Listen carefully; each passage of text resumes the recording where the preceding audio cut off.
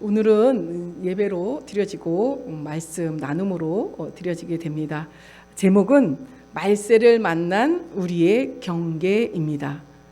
마지막 때를 살아가고 있는 우리가 경계해야 할 것이 무엇인지 제가 그 7교회 중에서 오늘 나눌 버가모 교회와 두아디라 교회의 내용을 살피다 보니까 이것을 이 마지막 세대에 우리가 정말 경계해야 될 부분이겠구나라는 생각이 들어서 제목을 말세를 만난 우리의 경계라고 지어보았습니다.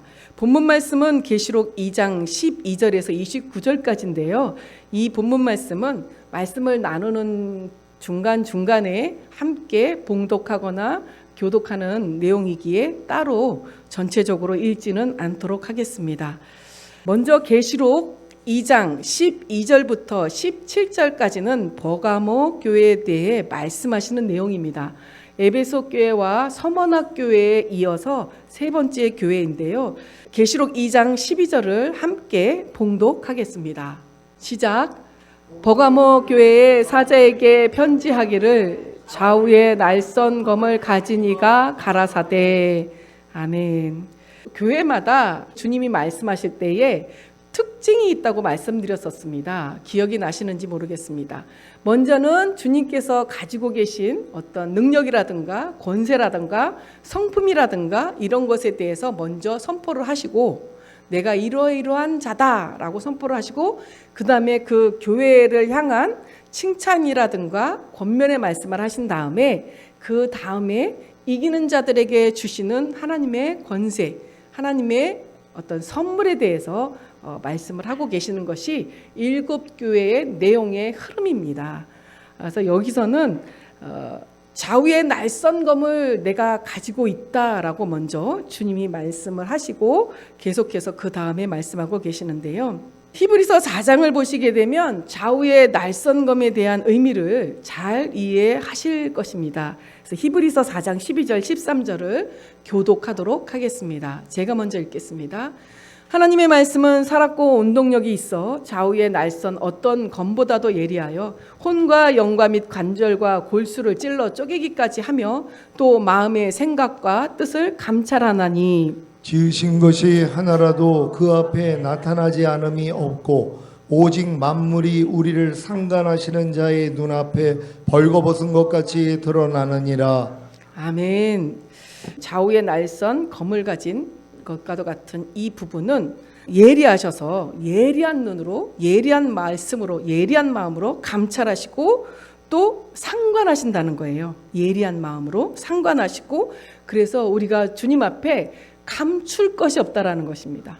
모든 것이 다 드러나게 된다라는 거예요. 그래서 먼저 주님이 내가 좌우의 날선검을 가진 자다라고 먼저 이렇게 선포를 하시고 이렇게 말씀하시는 데는 다 이유가 있으시겠죠. 버가모 교회를 향해서 이제 권면을 하시게 됩니다.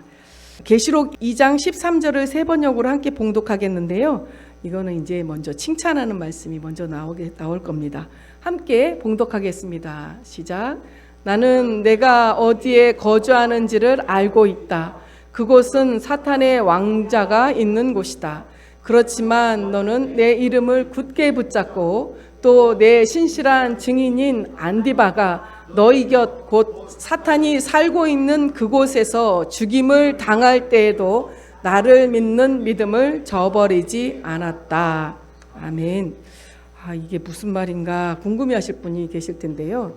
이 버가모라는 지역은 신전이 많이 있었다고 합니다. 우리가 알고 있는 대표적인 신으로 꼽히는 제우스 신을 비롯해서 그 이외에 각종 신전이 있었다고 합니다. 그래서 사탄의 왕자, 사탄의 위가 있는 곳이다라고 인정을 해버리세요, 주님이. 그런데 신전이 있었다고 하는 이 버가모 지역을 사탄의 왕자가 있는 곳이다라고 말씀하십니다.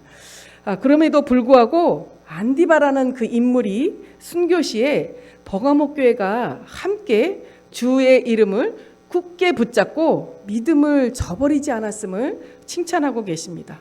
신전이 있었던 것뿐만 아니라 로마 황제, 에베소와 서가모 교회에서 설명할 때 말씀드렸던 것처럼 이때 당시에 로마 황제를 숭배하게끔 되어 있었어요. 그러니까 이들도 마찬가지로 로마 황제의 숭배를 강요받았던 거죠. 신격화해서 숭배하는 것을 강요받았었어요. 그러니까 언제든지 이들은 그런 생명의 위협에 노출되어 있었던 거죠. 그래서 이 안디바라는 이 인물이 그런 것으로 인해서 순교를 당한 거예요. 죽임을 당한 거예요.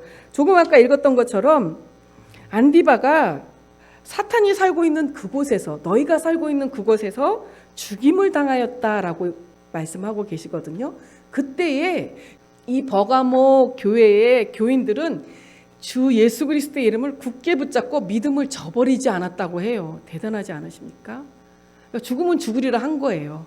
그래서 그걸 주님이 인정하시는 거예요. 칭찬하신 겁니다. 그렇다면 우리의 삶의 자리는 어떻습니까?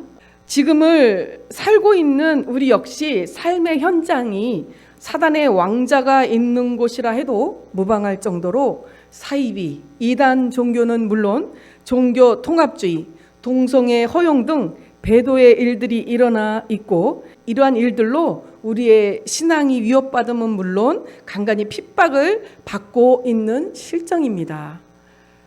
버가모 교회처럼 이러한 자리에서 우리는 주의 이름을 굳게 붙잡고 믿음을 저버리지 않으므로 진정한 기독교인임을 나타내야 할 것입니다.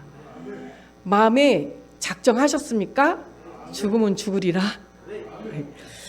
마라나타의 신앙으로 사시기 때문에 이러한 일들이 일어나는 것을 결코 이상히 여기시면 안 될 것 같으세요. 버가모 교회뿐 아니라 이 7교회들이 그때 당시에 많은 핍박을 겪었어요. 그리고 지금 바로 살펴보고 있는 이 버가모 교회가 우상을 섬기는 일들로 우상을 섬기라고 숭배하라고 강요하는 일들을 거절함으로 말미암아 순교당하는 사건들이 일어났던 그러한 교회입니다. 그래서 지금도 사탄의 왕자가 우리가 살고 있는 이 시대도 있다라고 인정할 수밖에 없는 거예요. 방금 읽어드렸던 내용 때문에요. 그래서 우리는 마음을 단단히 먹으시고 믿음 안에서 흔들리지 않고 굳게 주 예수 그리스도의 이름을 잡으셔야 할 줄로 믿습니다. 계시록 2장 14절 16절을 함께 교독하겠습니다. 제가 먼저 읽겠습니다. 그러나 내게 두어 가지 책망할 것이 있나니 거기 내게 발람의 교훈을 지키는 자들이 있도다. 발람이 발락을 가르쳐 이스라엘 앞에 올무를 놓아 우상의 제물을 먹게 하였고 또 행음하게 하였느니라. 이와 같이 내게도 니골라 당의 교훈을 지키는 자들이 있도다. 다 같이 그러므로 회개하라. 그리하지 아니하면 내가 내게 속히 임하여 내 입의 검으로 그들과 싸우리라. 아멘.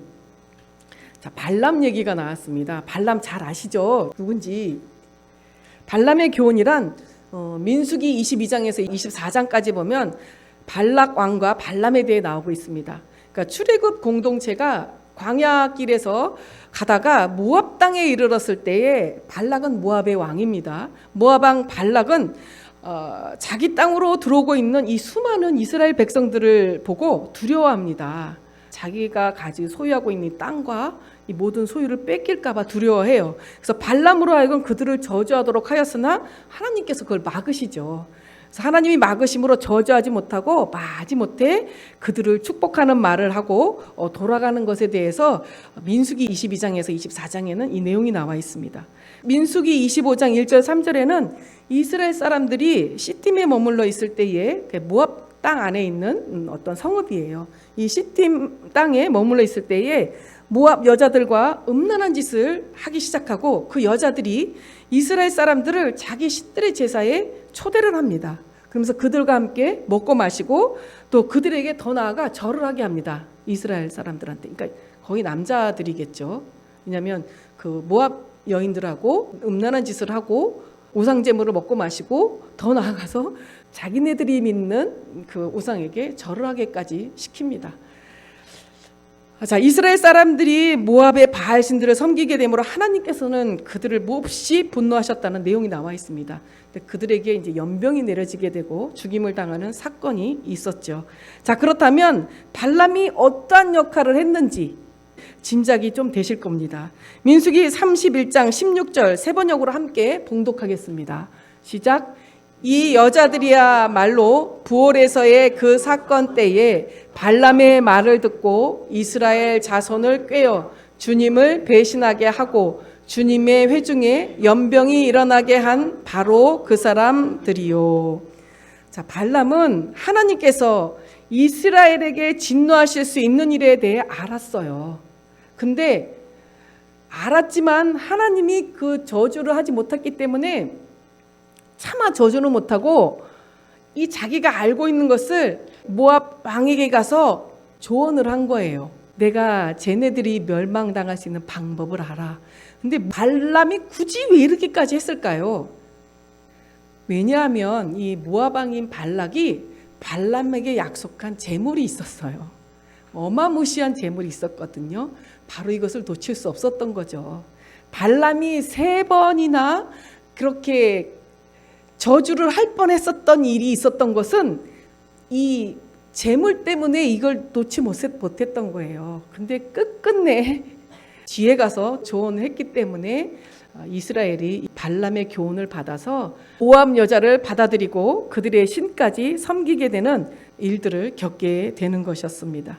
이 발람의 교훈이 여기 버가모 교회에 있다는 것입니다.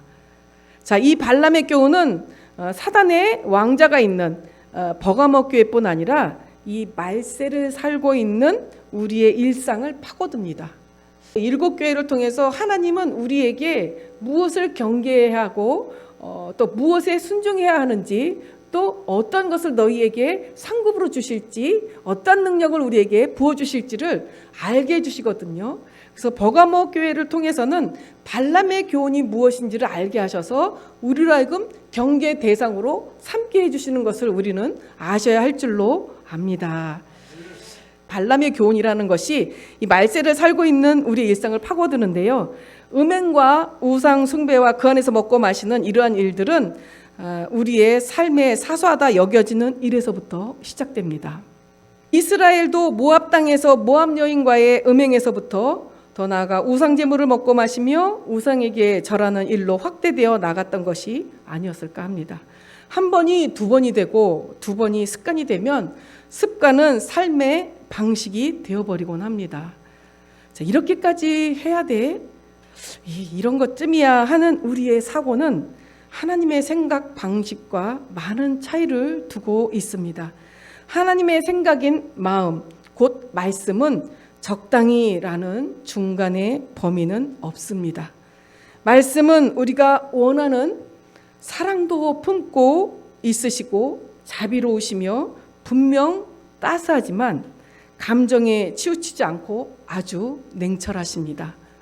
바로 적당이라는 틈을 타 우리의 삶이 하나님에게서 멀어질 것을 너무도 잘 아시기에 먼저 율법을 주시고 우리로 성령을 쫓아 율법의 요구를 이루어낼 수 있도록 길을 마련해 놓으신 것도 하나님의 냉철한 생각이시지 않을까 합니다. 다시 본문으로 돌아와서 버가모 교회는 안디바의 순교라는 큰 사건 앞에 주의 이름을 붙잡고 믿음을 지켰으나 이들이 좀처럼 드러나지 않는 버가모 교인들의 그런 삶 속에서 그중 일부가 지금 말씀드렸던 발람의 교훈을, 니골라당의 교훈을 지키는 자들이 있었던 것입니다. 자, 니골라당은 지난번에도 말씀드렸어요. 우리가 한번 구원을 받았으니까 무슨 짓을 해도 상관없어라는 율법 폐기론, 그리고 무율법주의자, 그리고 도덕 폐기론을 주장하는 집단입니다. 그리고 영은 거룩하지만 우리 육은 어차피 더러워. 그러니까 육으로는 무슨 짓을 해도 돼라는 이런 집단이 니골라당이에요. 그래서 이런 교훈을 따르고 발람의 교훈을 따르는 자들이 있었던 것입니다. 사소하다고 여기는 일에 교묘히 사단이 파고드는 것이 아닐까요? 그들에게 말씀하십니다. 계시록 2장 16절 17절을 함께 교독하겠습니다. 제가 먼저 읽겠습니다. 그러므로 회개하라. 그리하지 아니하면 내가 내게 속히 임하여 내 입의 검으로 그들과 싸우리라. 귀 있는 자는 성령이 교회들에게 하시는 말씀을 들을지어다. 이기는 그에게는 내가 감추었던 만나를 주고 또 흰 돌을 줄 터인데 그 돌 위에 새 이름을 기록한 것이 있나니 받는 자밖에는 그 이름을 알 사람이 없느니라. 아멘. 자, 내 입의 검으로 그들과 싸우리라라고 말씀하십니다. 아까 처음에 시작할 때 주님이 뭐라고 말씀하셨어요? 나는 좌우의 날선 검을 가진 자다라고 얘기를 하세요. 그 검으로 싸우시겠다는 거예요. 누구를? 회개하지 않는 자들. 발람의 교훈과 니골라당의 교훈을 따르면서 알려줬는데 하지 말라고 했는데도 회개하지 않는 자들과 직접 싸우시겠다는 거예요. 어떻게? 낱낱이 드러내시겠다는 거죠. 그들의 죄를. 간섭하시는, 상관하시겠다는 거예요. 내가 지은 너희 모든 만물이 지은 자 앞에 낱낱이 벌거벗은 것 같이 드러내시겠다는 거죠. 그래서 그렇게 싸우시겠다. 직접 싸우시겠다는 겁니다. 발람의 교훈을, 니골라당의 교훈을 쫓는 자들과 싸우시겠다는 겁니다. 히브리서 4장 13절의 말씀처럼 우리를 상관하시는 자의 눈앞에서 벌거벗은 것 같이 드러내시겠다는 것입니다. 그러하니 회개하라고 하십니다. 그렇지 않으면 드러난 죄와 허물에 대응하는 대가를 치르게 되지 않을까 합니다. 계속해서 말씀하십니다. 이기는 자에게는 만나와 힌도를 주시겠다고 말입니다. 자, 만나는 하늘에서 내린 양식, 곧 율법도 되고 은혜와 진리가 충만한 말씀이 육신이 되어 오신 예수 그리스도를 의미한다고 말씀드릴 수도 있겠습니다. 자, 예수께서 가라사대 내가 곧 생명의 떡이니 내게 오는 자는 결코 줄이지 아니할 터이요 나를 믿는 자는 영원히 목마르지 아니하리라는 요한복음 6장 35절 말씀처럼 이기는 자에게는 생명의 떡인 만나를 주어 거룩한 삶을 유지할 수 있도록 해주심은 물론 영원한 생명까지 약속하셨다고 보아도 무방할 것 같습니다. 자, 거룩한 생명을 유지할 수 있도록 만나를 주시겠다는 거예요. 그리고 더 나아가 영원한 생명을 주시겠다라고 약속하셨습니다. 자, 흰돌 너무 궁금하지 않으십니까? 자, 흰돌에 대해서는 요한계시록이 쓰여질 당시에 법정에서 재판할 경우에 흰돌과 검은 돌을 사용했다고 합니다. 그래서 재판 결과를 흰돌과 검은 돌을 사용해서 나타냈는데 흰돌은 무죄를, 죄가 없음을, 그리고 검은 돌은 유죄를, 죄가 있음을 의미했다고 합니다. 참 신기하고 놀랍지 않으십니까? 흰돌은 무죄, 검은 돌은 유죄. 더 놀라운 사실이 계속 있습니다. 그리고 노예가 자유인이 되었을 때에 그에게 흰돌을 줬다고 합니다. 우리 죄에서 종로로 타셨죠. 근데 지금 예수 그리스도 까닭에 자유하십니까? 우리는 흰돌을 받은 자와 같습니다. 그때 당시에 노예가 자유인이 되었을 때 그들 손에 흰돌을 쥐어줬고 때때로 새로운 이름이 그 돌 위에 새겨졌다고 합니다. 또 흰돌은 싸움에서 15번 이상 승리한 투사에게도 그 당시에 주어졌다고 합니다. 자, 이기는 자에게 주어지는 흰돌이었습니다. 근데 버가모 교회에 주님이 뭐라고 말씀하세요? 흰돌을 주겠다고 하시잖아요. 너희는 죄가 없어. 너희는 자유해. 너희는 이기는 자다. 흰돌을 주시겠다는 거예요. 자, 이렇게 흰돌은 죄 없음을, 자유함을, 승리함을 상징했던 것으로 보이는데요. 그러므로 흰돌은 예수 그리스도 안에서 죄사함과 의롭다함, 또 구원과 생명을 얻음으로 승리한 우리에게 주어진다고 볼 수도 있겠습니다. 믿으십니까? 자, 우리는 만나와 흰돌을 이미 따놓은 당상이에요. 믿음을 굳게 지키신다면. 자, 누구에게 이것을 주신다고요? 발람의 교훈과 니골라당의 교훈에서 떠나 회개함으로 이기는 자에게 주어지는 약속입니다. 자, 7교회를 보면 이기는 자에게 주어지는 약속들이 계속 나와요. 버가모 교회뿐만 아니라 에베소 교회에서도 있었고 서머나교에서도 있었고 이 버가모 교회에서도 있어요. 잠시 후에 살펴볼 두아디라 교회도 이기는 자에게 주어지는 약속이 나오는데요. 자, 이것을 우리의 믿음의 7단계 배우셨잖아요. 믿음의 7단계하고 한번 비유를 해봤습니다. 그럼 믿음의 7단계에서 이기는 자가 되려면 어느 단계에 이르러야 할까요? 자, 이기기 시작하는 단계가 어느 단계죠? 성령 세례. 성령 세례를 받으면 이제 이기기 시작을 합니다. 자, 그러면서 성령 충만, 그 이후에는 다 이길 수 있어요. 이기는 경험을, 첫 경험을 하는 것이 성령 세례입니다. 죄를 이기는 경험을 하는 것이. 그렇기 때문에 이기는 경험을 하기 위해서는 반드시 성령 세례를 받으셔야 이기는 자에게 주시는 약속을 누리실 수 있게 될 것입니다. 그래서 이같이 성령 세례와 성령의 충만함이 굉장히 중요하다는 것을 꼭 명심하셔서 받은 확신이 있다면 기뻐하시고 또 확신이 없으시다면 성령 세례를 간절히 원하셔서 꼭 받으시기를 간절히 소원합니다. 이제 네 번째 교회인 두아디라 교회입니다. 계시록 2장 18절 19절을 세 번역으로 함께 교독하겠습니다. 제가 먼저 읽겠습니다. 두아디라 교회의 신부로꾼에게 이렇게 써보내라. 그 눈이 불꽃과 같고 그 발이 노새와 같으신 분 곧 하나님의 아들이 이렇게 말씀하신다. 나는 내 행위와 내 사랑과 믿음과 섬김과 오래 참음을 알고 또 내 나중 행위가 처음 행위보다 더 훌륭하다는 것을 안다. 아멘. 주님은 당신을 이렇게 소개하세요. 불꽃 같은 눈을 가졌고 노새 같은 발을 가졌다고 말씀하시잖아요. 속마음까지 깨뜨려 보는 눈을 가졌고 굳건한 의지를 가지고 계시다라고 당신을 소개하십니다. 그러면서 두아디라 교회를 칭찬하시길 내 행위 곧 수고와 사랑과 믿음과 섬김과 오래 참음을 안다라고 하십니다. 그러면서 또 내 나중 행위가 너희의 처음 행위보다 더 훌륭하다라는 것을 내가 알고 있다라고 말씀하십니다. 나중 행위가 더 훌륭하다는 것은 방금 말씀드린 행위 곧 수고함과 사랑과 믿음과 섬김과 또 오래 참음으로 주님을 향한 중심이 식어지지 않고 또 더 성숙해지며 성장하였음을 의미한다고 볼 수 있겠습니다. 자, 계시록 2장 20절에서 23절 세 번역으로 함께 교독하겠습니다.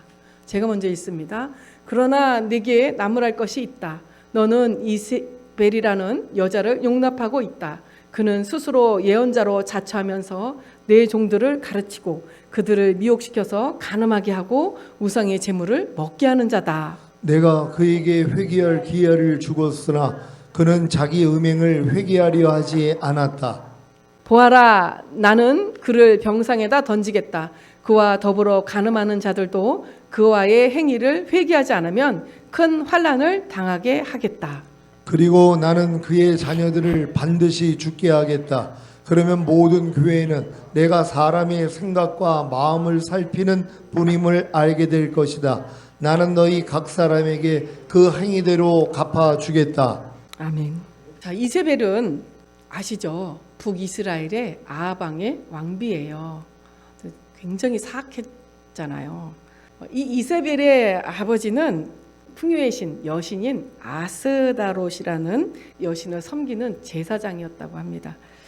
자, 이세벨은 이 아합왕을 설득해가지고 이 아스다롯이라는 신전과 제단을 어디에다가 북왕국 이스라엘에다가 바알과 아스다롯의 제사장들을 키웠습니다.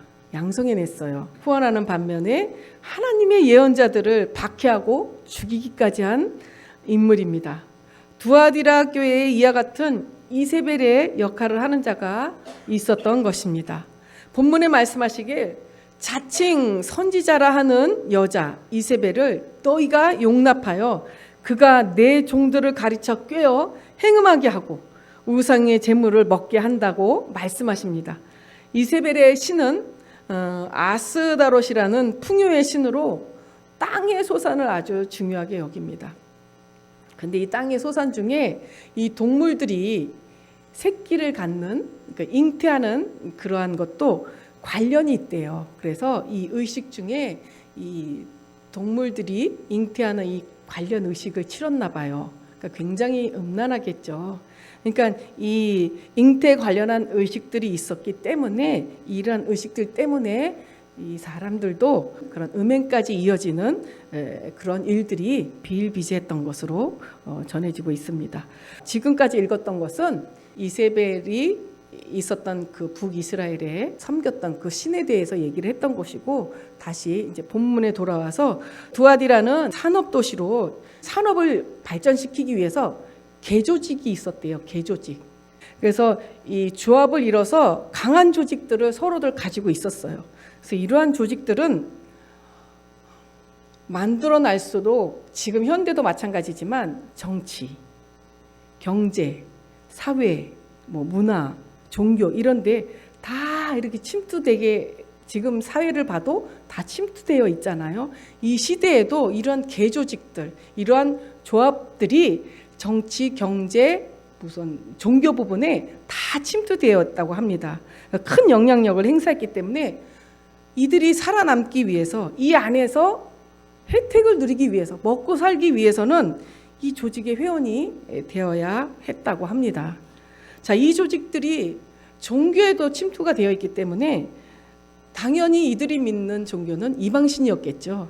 그래서 그들이 섬기는 신전과 밀접한 관계를 맺고 돈도 후원을 하고 그런 관계가 있었다고 합니다.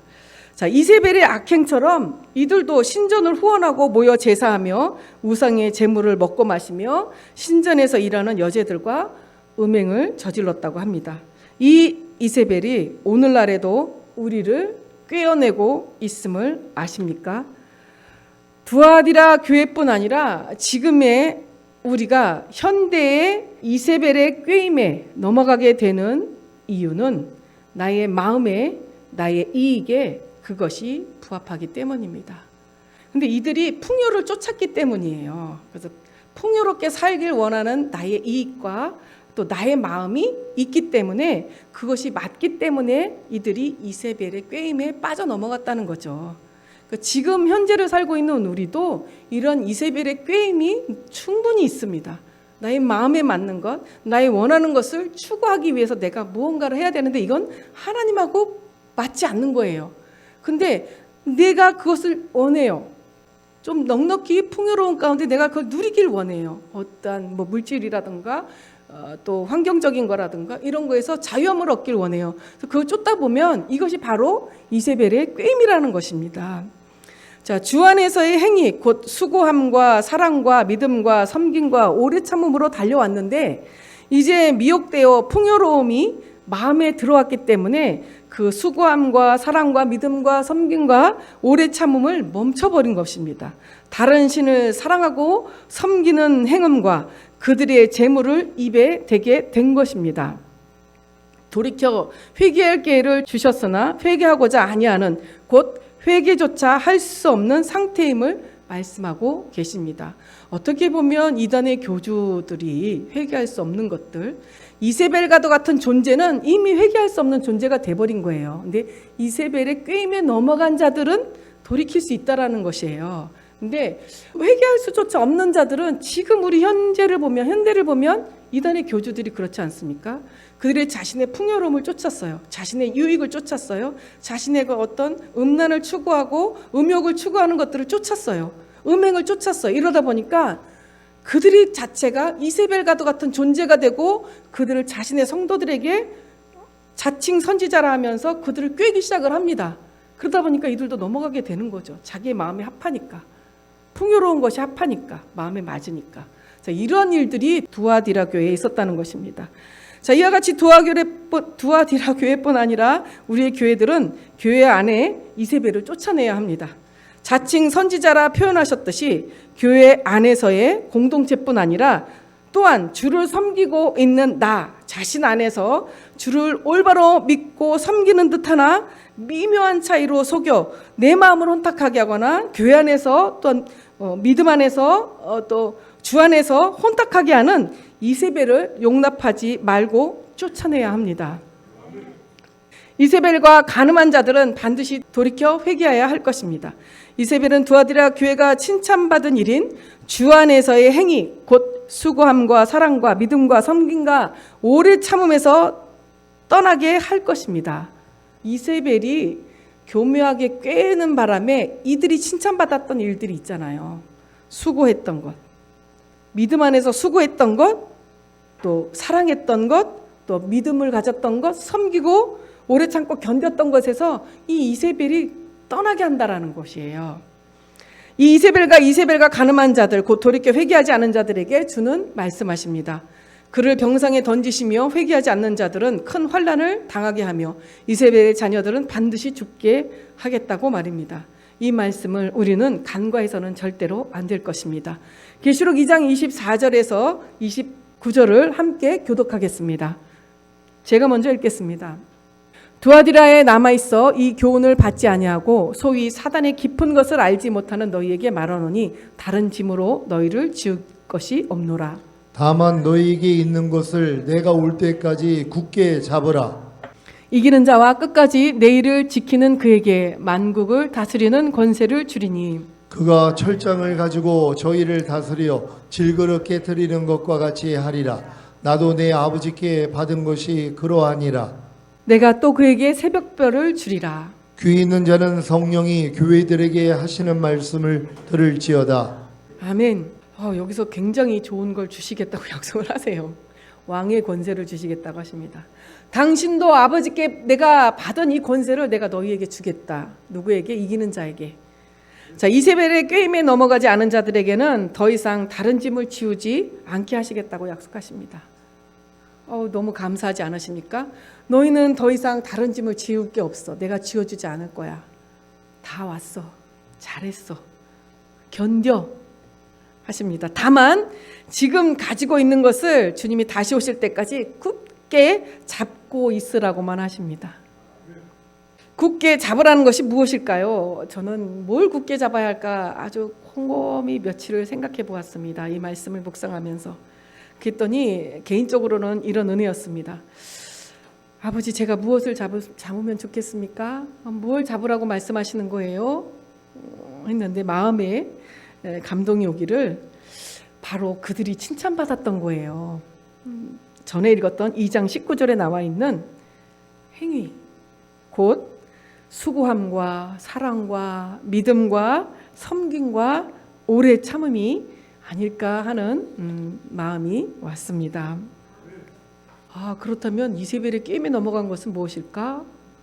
이것을 놓쳤기 때문이에요. 지금 방금 말씀드렸던 행위, 곧 수고함과 사랑과 믿음과 섬김과 오래 참음을 그만두었기 때문이 아닐까요? 굳게 잡지 못하고 포기했기 때문이 아닐까요?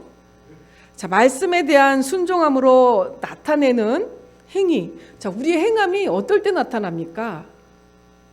말씀을 듣고 순종할 때 우리 행함이 나타나잖아요. 여기 두아디라 교회를 칭찬하신 것이 바로 그 행위예요. 그 행함이거든요. 하나님 모든 말씀에 순종할 때 나타나는 그 행함, 그 행위를 말씀하고 계시는 것입니다. 말씀에 대한 이런 순종함으로 나타내는 이 행위, 곧 수고로움이 율법의 행위로만 치부되어서는 안 될 것입니다. 그 순종 안에는 수고도 있어야 할 것이고, 또 주를 향한 사랑도 있어야 할 것이고, 믿음도 있어야 할 것이고, 섬김도 있어야 할 것이고, 오래 참도 있어야 할 것이기 때문입니다. 그리고 이 5가지, 칭찬받은 이 두아디라 교회가 받은 이 5가지 내용이 이 행위 안에 다 들어있잖아요. 그렇기 때문입니다. 자, 말씀을 나누다 보니 우리 시온교회에서 선포되어지는 말씀이 참으로 놀랍다고 여겨집니다.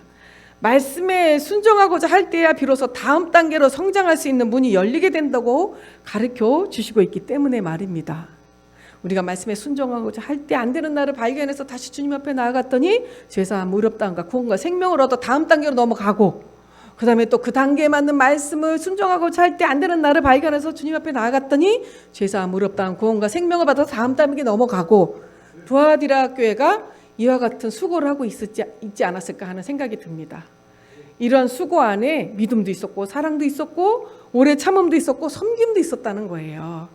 자, 우리 교회도 에베소에도 그랬고 서머나도 그랬는데 버가모도 그랬나요? 이 두아디라 교회를 살펴보면서 우리 시험께도 칭찬을 받겠구나. 그리고 이기는 자에게 주시는 약속하신 이 권세를 우리도 받겠구나라는 생각을 가져봅니다.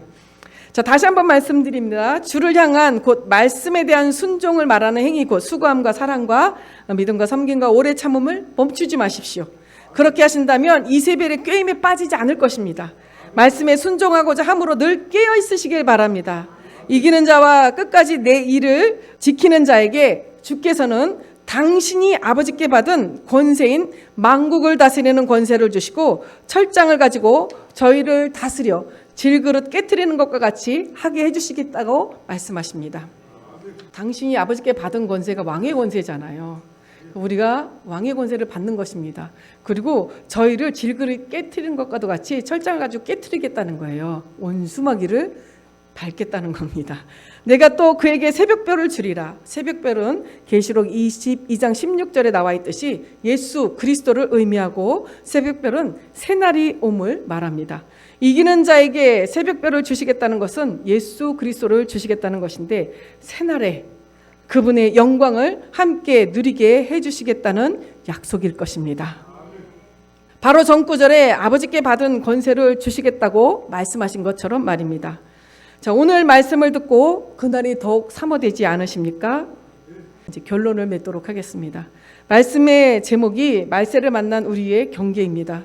우리가 경계해야 할 것은 우리 삶의 사소한 것에서부터 침투하는 발람의 교훈을 경계해야 하며 주를 향한 곧 말씀에 대한 순종을 말하는 행위, 곧 수고함과 사랑과 믿음과 섬김과 오래 참음을 포기함으로 세상과 구별되지 않는 삶을 살면서 나의 마음이 원하는 대로 사는 삶을 살면서 스스로 잘 믿고 있다고 착각하게 함으로 속이는 이세벨의 유혹을 경계해야 할 것입니다. 자, 이렇게 말씀을 모두 나눴는데요. 좀 긴 내용이었습니다. 짧게 한다고 하면서도 계속 길게 말씀을 드리는데요.